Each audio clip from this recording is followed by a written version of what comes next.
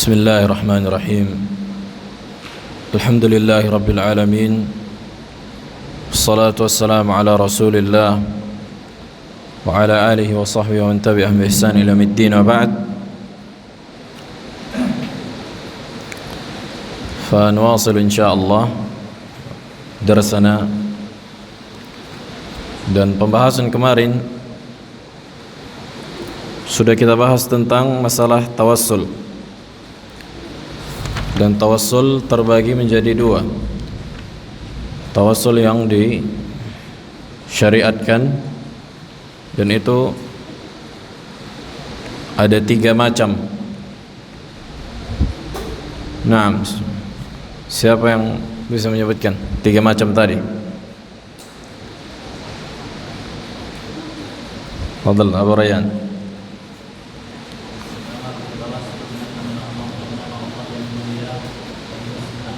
Nah, ahsant. Yang pertama at-tawassul bi asma'illahi al-husna, bertawassul dengan nama-nama Allah yang husna. Nah, yang kedua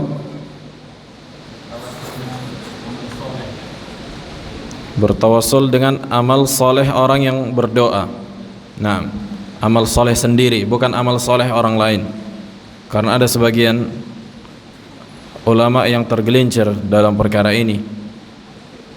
Katanya ada dibolehkannya bertawassul dengan amalan orang lain, dan ini keliru. Yang ketiga,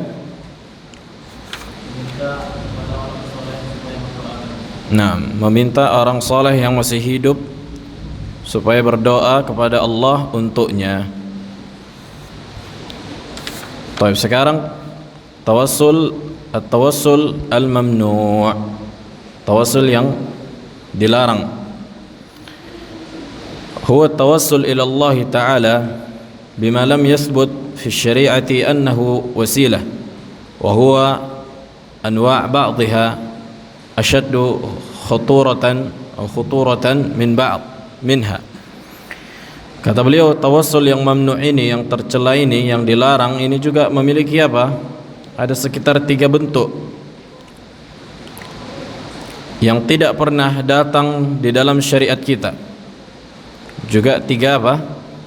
3 macam. Yang pertama,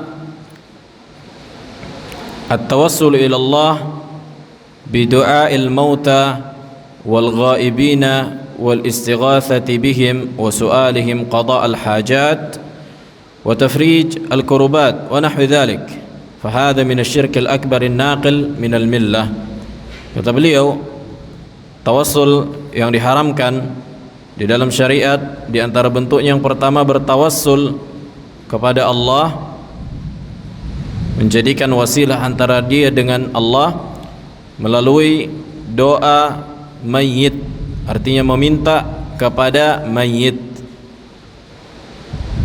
Meminta menjadikan kuburan orang-orang yang di dalam kubur atau orang yang sudah mati sebagai wasilah, atau orang yang gaib yang tidak ada di depan kita. Maka ini apa? Perkara yang diharamkan. Dan meminta mereka supaya menunaikan hajat dan melapangkan kesusahan, maka ini di antara bentuk kesyirikan akbar yang mengeluarkan pelakunya dari Islam.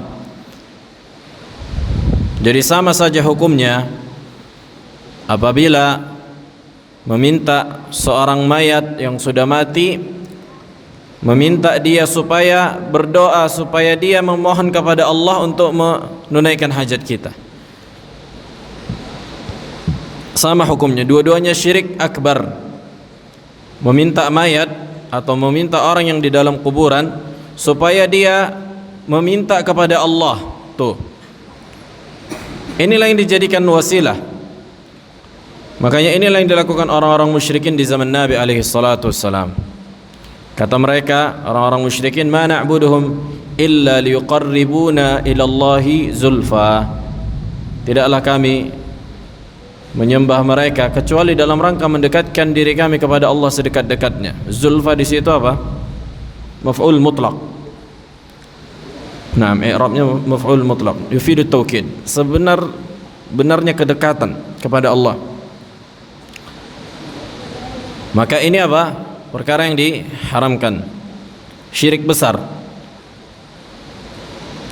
Kalau dia meminta kepada mayat supaya mayat inilah yang menunaikan kehendaknya, hajatnya, maka ini lebih parah lagi.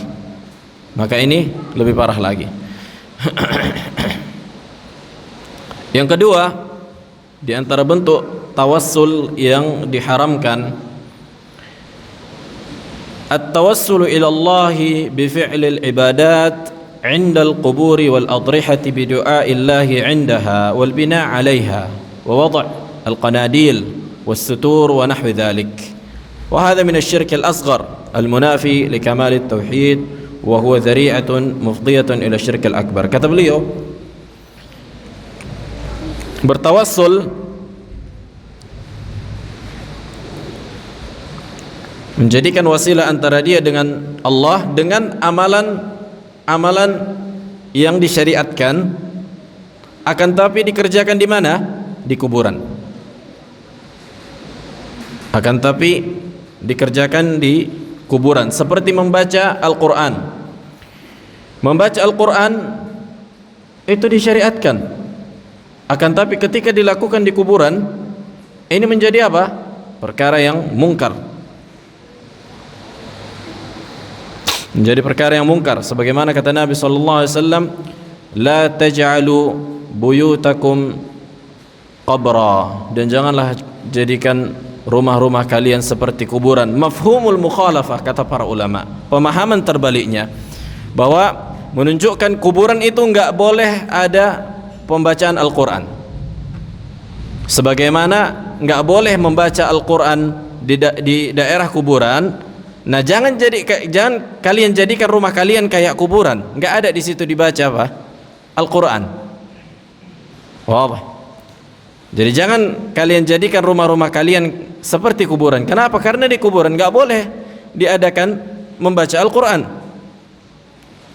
Naam. Dan begitu juga tidak pernah ada tuntunannya dari para sahabat dan para salafus saleh. Cuma dalilnya menunjukkan bahwa enggak bolehnya membaca Al-Quran di kuburan ini dia. Wala taj'al buyutakum qabra, dan janganlah jadikan rumah-rumah kalian seperti kuburan, karena di kuburan enggak boleh apa? Membaca Al-Quran. Karena bukan di situ tempat membaca Al-Quran, di masjid, di rumah. Ini yang diperintahkan Nabi.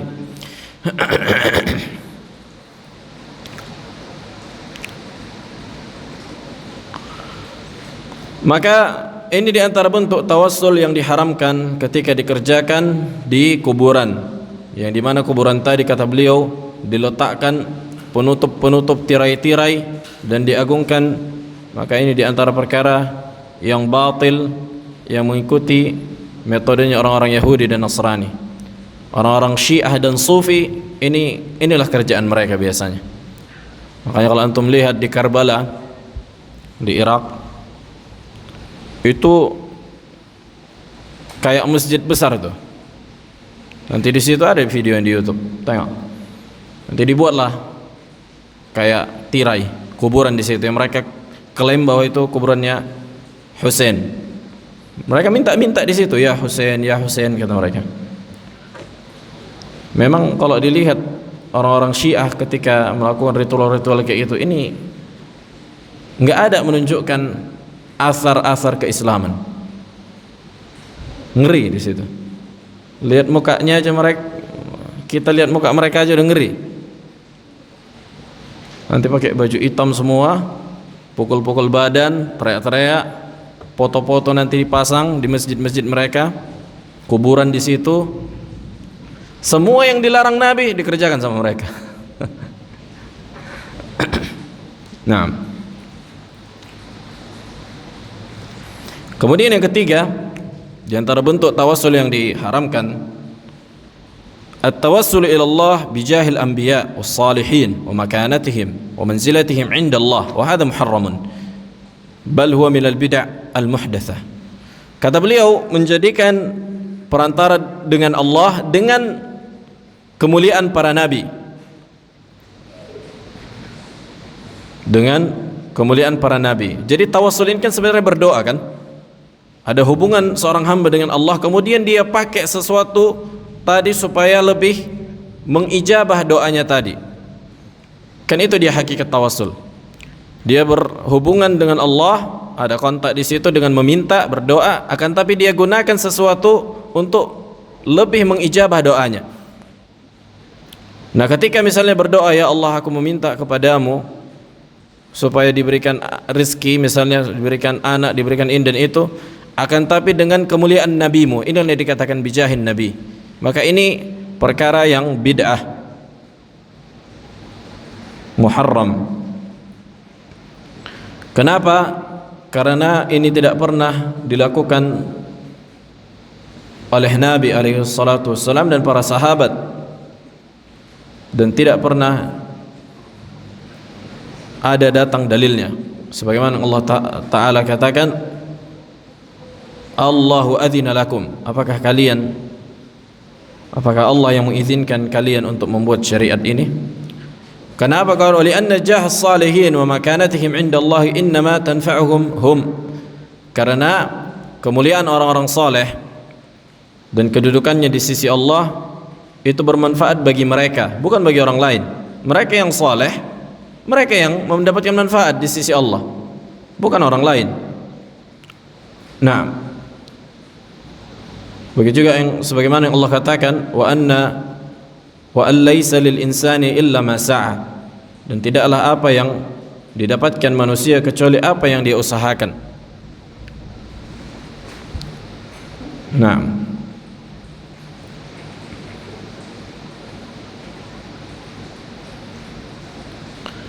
taib, inilah tiga perkara yang diharamkan dalam bertawassul. Yang pertama, bertawassul dengan berdoa kepada mayit dan kuburan.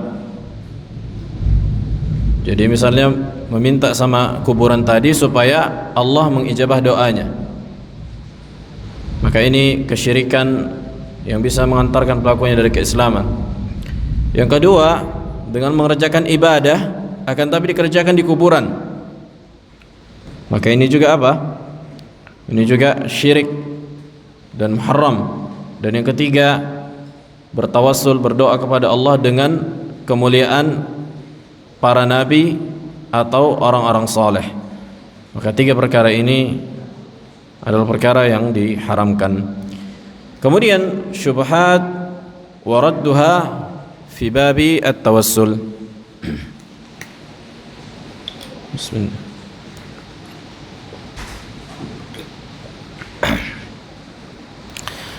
Jadi mereka, orang-orang yang melakukan tawassul yang mengandung kesyirikan, mereka memiliki syubhat.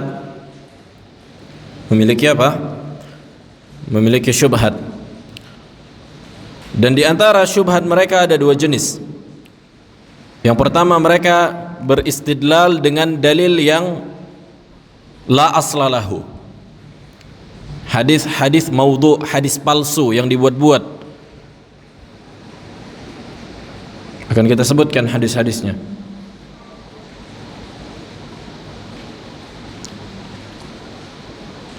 Yang kedua, dengan hadis yang sahih, akan tapi mereka salah memahami hadis tersebut. Yang pertama pakai hadis dhaif, yang kedua dengan hadis sahih, akan tapi apa? Mereka salah memahami. Yang pertama, hadis la aslalahu, enggak ada asalnya, itu enggak ada di kitab-kitab apa? Para ulama. Enggak ada di kitab Bukhari, Muslim, Abu Dawud, Ibnu Majah, Tirmizi, An-Nasa'i, enggak ada di Sunan, enggak ada di Mustadrakat, enggak ada di Muwatta' Malik, enggak ada di kitab hadis, enggak pernah dikeluarkan. Namanya yang dibuat-buat, karang-karang. Katanya tawassalu bi jahi fa inna jahi 'indallahi 'azim. Tuh, kata mereka menyandarkan ucapan ini kepada ucapan Nabi. Kata mereka, Nabi berkata, tawassalu bijahi, bertawassullah kalian dengan kemuliaanku. karena kemuliaanku di sisi Allah itu sangat agung. Ini satu hadis yang palsu. Yang kedua, idza sa'altumullaha fas'aluhu bijahi fa inna jahi 'indallahi 'azim. Maknanya mirip. Kalau kalian meminta kepada Allah, mintalah dengan kemuliaanku. Sesungguhnya kemuliaanku di sisi Allah itu sangat tinggi, sangat agung. Maka ini hadis yang batil, yang tidak pernah diriwayatkan oleh siapapun dari kalangan ahli ilmu.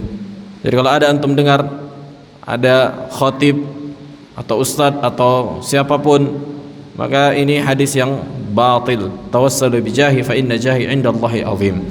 Ini yang pertama. Kemudian hadis yang kedua, idza a'yadkum al-umur fa 'alaikum bi ahli al-qubur. Kata mereka apa? Ada hadis kata mereka, apabila kalian ditimpa kesusahan, maka wajib bagi kalian pergi ke kuburan, minta-minta. Nah, jadi ada sajaknya dia, sama-sama ra terakhir gitu. Fa idza a'yadkumul umur fa 'alaikum bi ahli al-qubur. Ini hadis yang mungkar, maudhu' la asla lahu. Begitu juga disebutkan sebagian mereka, idza dhaqa 'alaikumul amr fa 'alaikum bi sahib al-qubur. Apabila kalian mendapat musibah, kesusahan, pergi aja ke para penghuni kubur katanya. Maksudnya orang-orang soleh, minta ke sana. Maka ini hadis yang batil. Nah, dan ini disebutkan bahwa hadis yang maudhu' bittifaqil ulama.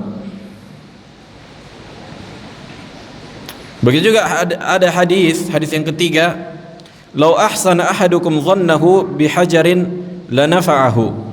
Sekiranya salah seorang di antara kalian memperbaiki prasangkanya dengan batu, maka akan apa? Maka akan memberikan manfaat. Mungkin ini yang dijadikan dalil kalau menahan BAB biasanya dikantongi batu kan?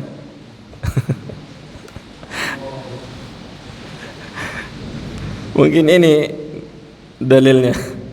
Dan ini apa? Hadis maudhu'. Hadis maudhu'. Lau ahsana ahadukum dhannahu bihajarin lanafa'ahu. Sekiranya salah seorang di antara kalian memperbaiki prasangkanya dengan batu, akan bermanfaat baginya. Maka ini hadis yang batil, hadis maudhu', palsu. Bahkan ini hadis yang dibuat-buat oleh orang-orang musyrikin. Nah, kemudian ada hadis yang agak panjang, sebagaimana disebutkan Syekh Albani di kitab Silsilah Al-Hadits Ad-Dha'ifah wal Mawdu'ah. Dan ini di antara kitab yang paling bagus yang membahas tentang hadis-hadis yang dhaif. Jadi Syekh Albani rahimahullah diakui luasnya mutalaah beliau terhadap kutub. Sampai ada yang sebagian memuji bahwa tidaklah ada kutub kitab kecuali beliau udah baca. Rata-rata. Bayangkan kalau kita lihat tulisan-tulisan beliau, bagaimana beliau mensahihkan hadis Sunan Abi Daud, At-Tirmidzi, Ibnu Majah. Beliau keluarkan, beliau pretelin semuanya, terus beliau kasih hadis-hadis yang sahih. Beliau letakkan. Al-Albani ayah fi al-mutala'ah. Sampai ada kitab-kitab yang mafqud, yang enggak ada, hilang, tapi Al-Albani tahu ada kitabnya. Karena beliau, kalau kita membaca sirahnya, bagaimana beliau menghabiskan waktu di maktabah, terus membaca.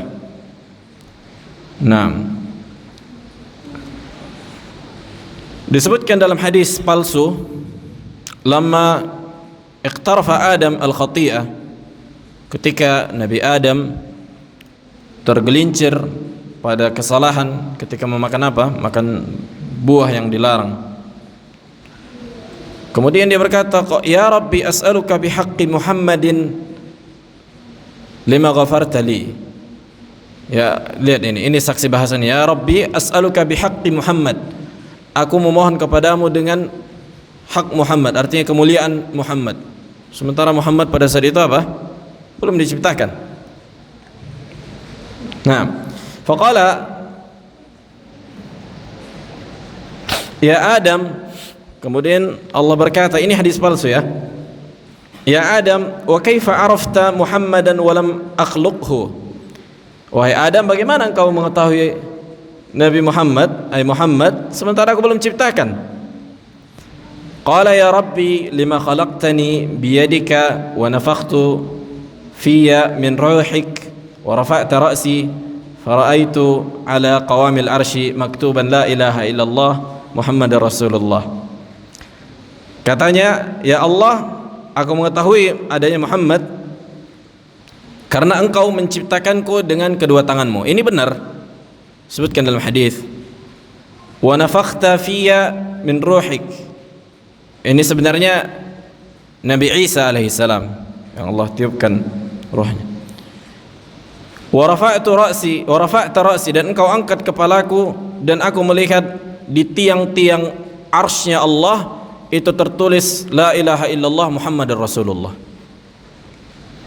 Baik, fa'alimtu annaka lam tudif ila ismika illa ahabbal khalqi ilaik, dan aku mengetahui tidaklah yang engkau tambahkan namanya di sisi namamu kecuali manusia yang paling kau cintai.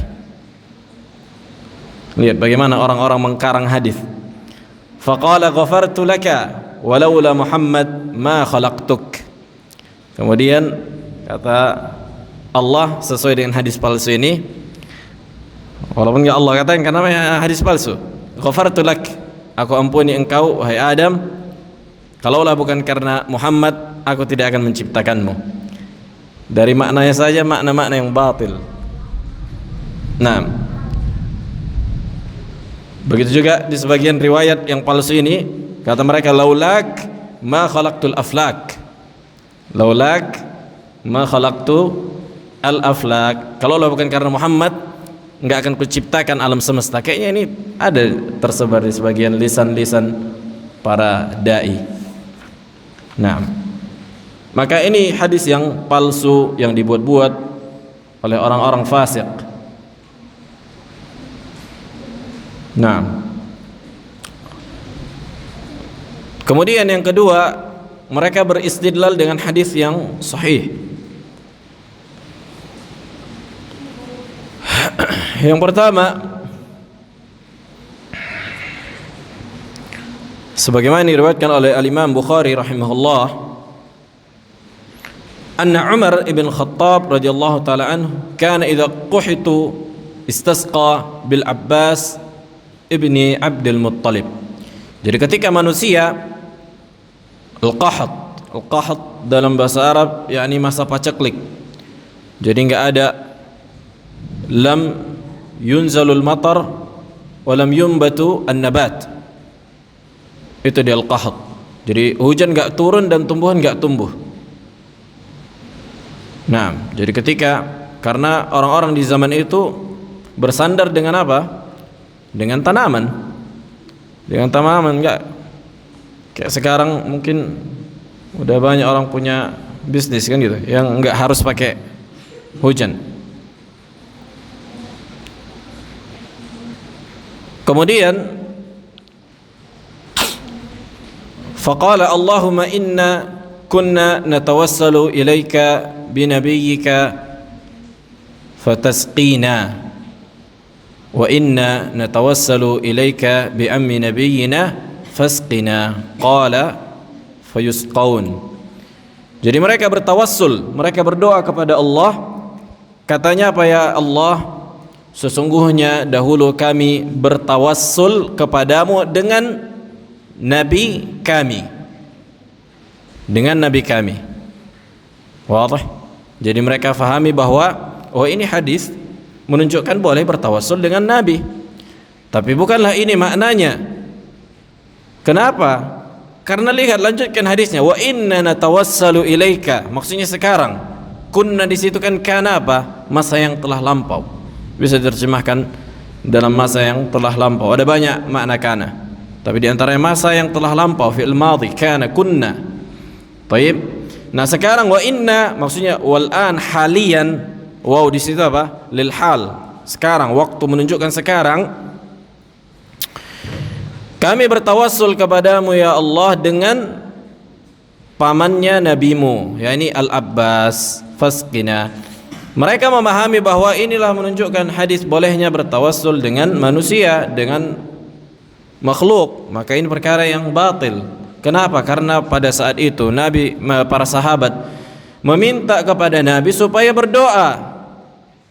Supaya apa?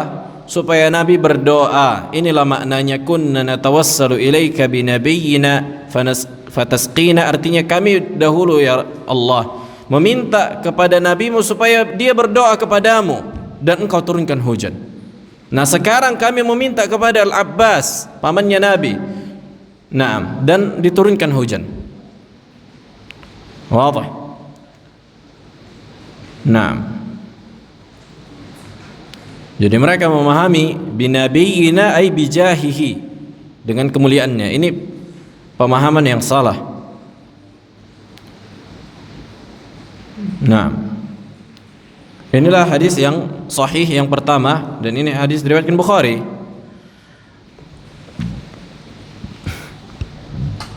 Kemudian hadis yang kedua dari Utsman bin Hanif. Hadis ini diriwayatkan oleh Imam Tirmidzi wa Ahmad wal Baihaqi wa ghairuhu. Tirmidzi wa Ahmad, naam. Qala al-Baihaqi isnaduhu sahih.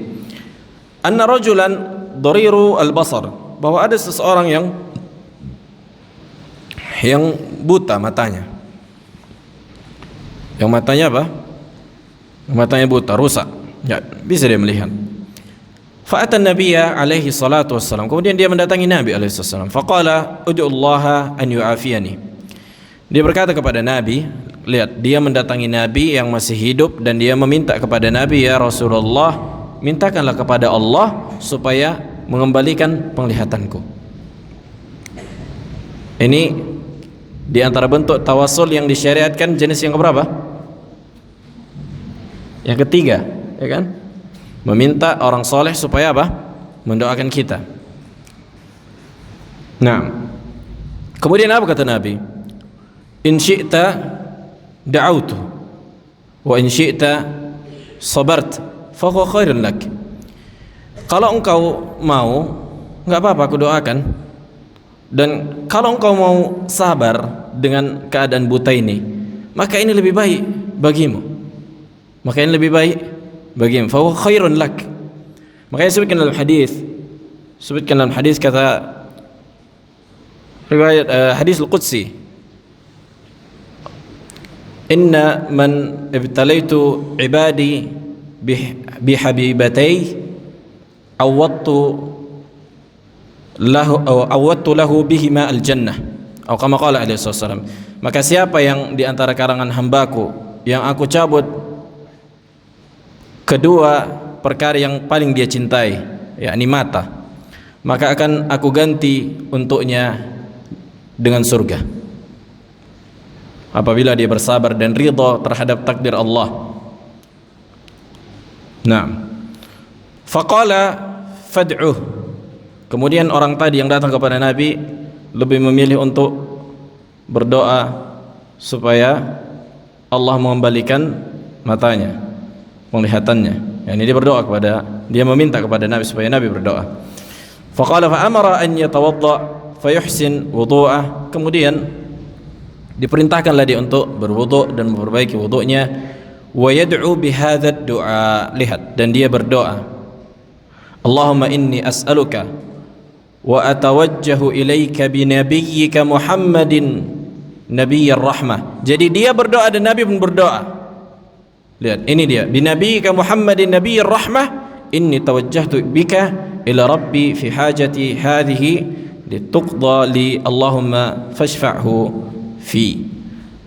Artinya dia memohon kepada Allah, ya Allah, aku memohon kepadamu ya Rabb dengan doa nabimu. Artinya dengan doa Nabi tadi aku memohon kepadamu supaya engkau mengabulkan doa nabimu. Karena Nabi meminta juga memohon kepada Allah supaya mengembalikan penglihatannya. Maka akhirnya dikembalikan dan penglihatannya pun kembali. Faqala al-muallif fafahimu min al-hadith annahu yadullu ala jawazi at-tawassul bi jahi an-nabi alaihi salatu wasalam wa ghairihi min as-salihin. Mereka memahami hadis ini menunjukkan bolehnya bertawassul dengan kemuliaan nabi atau selain nabi dari kalangan orang-orang saleh. Wa laysa fil hadits ma yushhadu lidzalik atau ma yashhadu lidzalik. Maka enggak ada di dalam hadis apa yang menunjukkan itu. Fa innal a'ma qad talaba minan nabi alaihi salatu wasalam an yad'u lahu. Sementara orang yang buta yang datang kepada nabi, udah datang kepada nabi meminta supaya dia berdoa kepada Allah, an yaruddallah alaihi basara, supaya Allah mengembalikan matanya. Faqala lahu in syi'ta sabart wa in syi'ta da'aut. Nah, maka dia pun meminta supaya nabi mendoakannya. Maka menunjukkan apa? Hadis ini tidak bisa dipakai untuk bolehnya bertawassul dengan kemuliaan manusia. Nah, inilah beberapa perkara yang berkaitan dengan masalah at-tawassul. Al-matlabu as-sabi'. Sekarang pembahasan poin baru atau pembahasan baru. Al-ghulu. Kenapa dimasukkan al-ghulu ke dalam perkara akidah, ke dalam tauhid uluhiyah? Karena disebutkan para ulama sebab-sebab kesyirikan di muka bumi yang pertama kali itu disebabkan ghulu, berlebihan memuliakan seseorang. Bahkan seluruh, kalau kita baca kitab-kitab al-adyan, kitab-kitab yang ditulis para ulama tentang seluruh agama-agama yang dibuat-buat manusia, seperti Yahudi, Nasrani, Konghucu, apalagi Konfusius, ada banyak agama-agama, Hindu, Buddha, itu semua berangkat dari memuliakan manusia melebihi kadarnya, seluruhnya. Makanya nggak boleh kita terlalu memuliakan manusia melebihi kadarnya, yang mengantarkan pada perkara apa? Kemungkaran. Al-ghulu definisinya secara bahasa mujawazatu al-had, melewati batas, bi an yazid fi hamdi syai' atau dhammihi ala ma yastahiq. Yani baik itu dalam memuji atau mencela, tapi mayoritasnya ghulu itu dalam perkara pujian. Jadi enggak boleh berlebihan memuji, menyanjung. Adapun secara istilah atau secara syariat, huwa mujawazatu hududi ma syara Allahu li ibadihi sawa'an fil aqidati aw al ibadah. Melewati batas apa yang Allah syariatkan untuk para hambanya, melewati batas apa yang Allah syariatkan untuk para hamba, baik dalam perkara akidah atau perkara ibadah. Dan hukumnya jelas muharram. Hukumnya jelas muharram karena ini mengantarkan kepada kesyirikan. Sebagaimana Allah katakan, ya ahlal kitab la taghlu fi dinikum wa la taqulu 'ala Allahi illa al-haqq. Kata Allah, ya ahlal kitab, wahai sekalian ahlul kitab, Yahudi dan Nasrani, jangan kalian berlebihan dalam agama kalian, dan jangan kalian katakan tentang Allah kecuali perkara yang benar.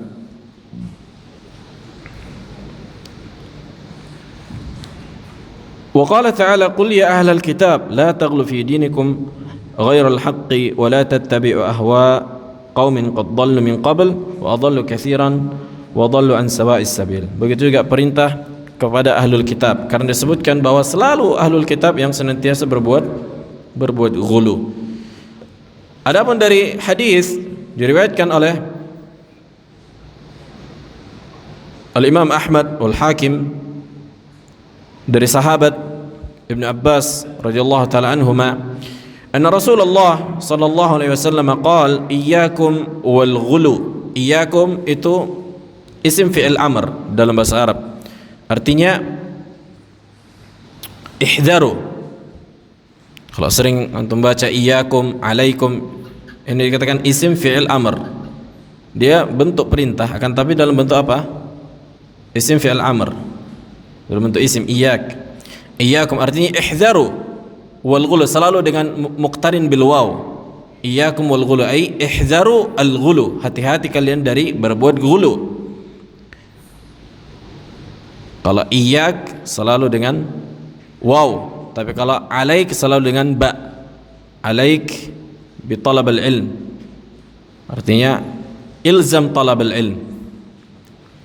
Fa inna ma halaka man kana qablakum bil ghuluwi fid din, sesungguhnya yang membinasakan orang-orang sebelum kalian adalah berlebihan dalam perkara agama. Jadi ahlu sunnah senantiasa wasat, pertengahan.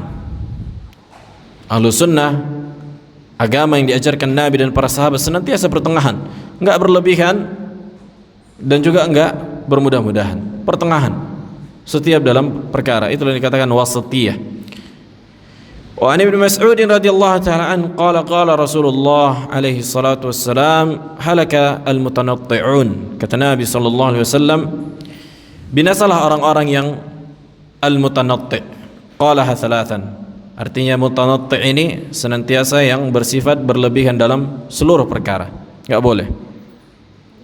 Binasalah orang-orang yang berlebihan.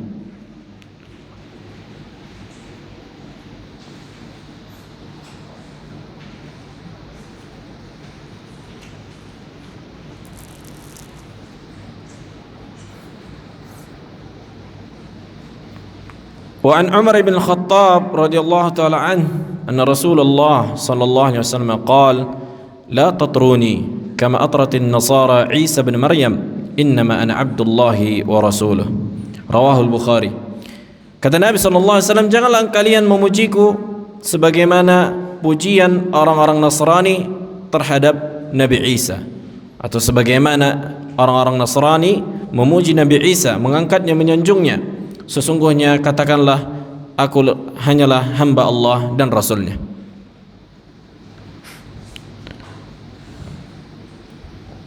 Janganlah kalian puji diriku dengan pujian yang melewati batas. Itu dia maksudnya.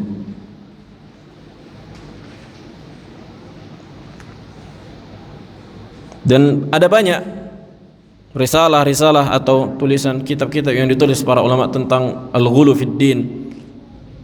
Begitu juga tentang wasatiyah, al-sunnah, pertengahan. Kemudian para ulama menjelaskan tentang sifat berlebihannya orang-orang di luar Islam seperti Yahudi dan Nasrani.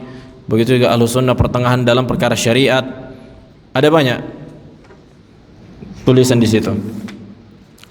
Naam.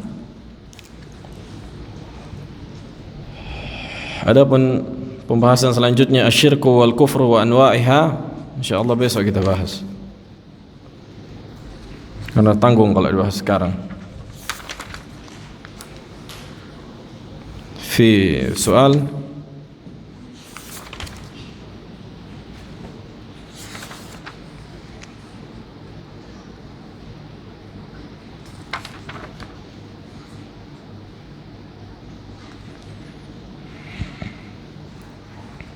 Naam, tafadhal.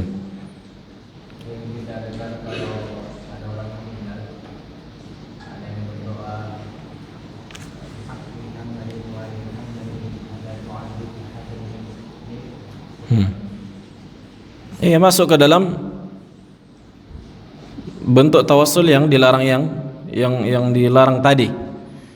Bahwa ini diantara bentuk tawassul dengan jah Muhammad, bihaqqi Muhammad, bijahi Muhammad, atau bi Muhammad. Ini semua perkara yang batil, yang bisa mengantarkan pelakunya kepada kesyirikan, dan ini muharram.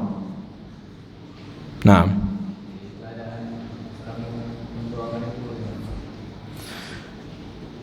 sebagian ulama mengatakan ini syirkul asghar, la yakfur. Nah, sebagian lagi mengatakan bid'ah.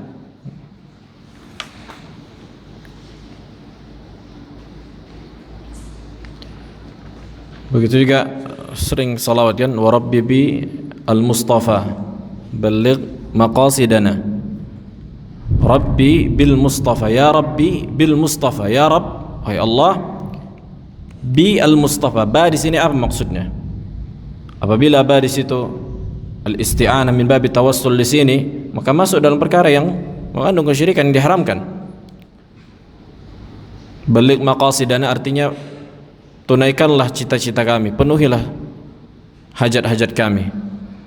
Sering salawat-salawat yang dinyanyi-nyanyikan di maulid, mereka tidak paham itu isinya apa, asal dibaca saja. Qasidah, burdah, itu mengandung kesyirikan di situ. Nah, itulah pentingnya belajar bahasa Arab supaya paham kita apa yang kita ucapkan, apa yang kita baca.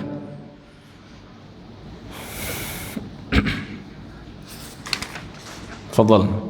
Boleh Ustaz minta kematian dipercepat kerana di rumah mertua sakit, maunya berdukur saja. Nah, hukum Jika semua orang 30 orang tidak terima sama saya sekarang sudah 6 bulan. Taib. Hukum meminta kematian dipercepat yang disebutkan para ulama. Kapan boleh kita meminta agar kematian dipercepat atau meminta kematian, kan gitu?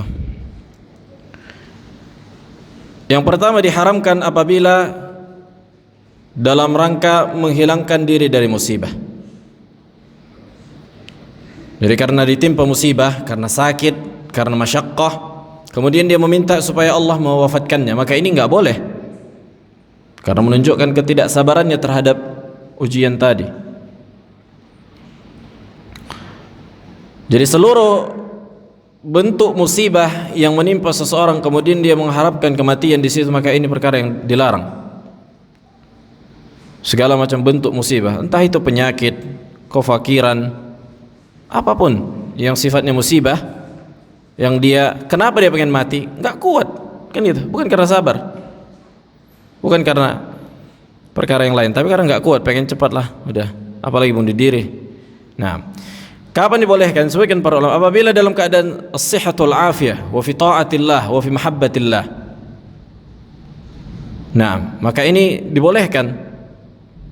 Begitu juga dibolehkan apabila dikhawatirkan terjadi fitnah yang menimpa agama.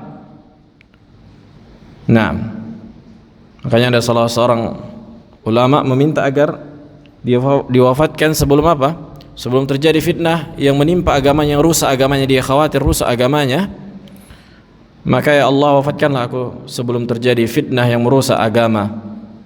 Maka ini di antara perkara yang dibolehkan. Adapun karena musibah, karena dia enggak kuat musibah itu, ya Allah matikan sajalah aku, enggak tahan lagi aku, katanya, karena sakit, karena perkara yang lain, maka ini di antara yang enggak dibolehkan. Bukan kerana musibah, kerana saya ditantang suruh bawa berobat ke Mampang, ke Sidimpuan untuk dukungan semua. Jadi saya pun sudah saya saran karena kebantu saya bawa berobat ke rumah sakit umum, enggak mau. Jadi karena apa dia? Karena kan sakitnya, saya sakit udah tua tapi Itulah karena sakit kan? iya, Berarti nggak boleh karena musibah lah itu. Kalau dia ditimpa sakit, ini kan musibah. Jadi, oh kita, orang lain maksudnya.